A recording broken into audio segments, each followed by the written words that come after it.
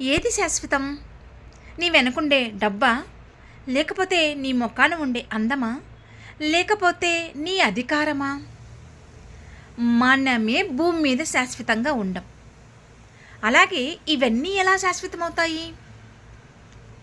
ఒంటరిగా తల్లి గర్భం నుంచి వస్తావు, అలాగే ఒంటరిగా భూగర్భంలో కలిసిపోతావు. ఇంకా ఏది శాశ్వతమని ఆరాటపడతావు? ఏది శాశ్వతమని అనుకుంటున్నావు? ఏది శాశ్వతం లేదు. చివరికి మన శ్వాస ఆగిపోతేనే ఈ శరీరానికుండే ఆత్మానుబంధం కూడా శాశ్వతం లేదు. ఈ శరీరాన్ని వదిలి వెళ్ళిపోతుంది.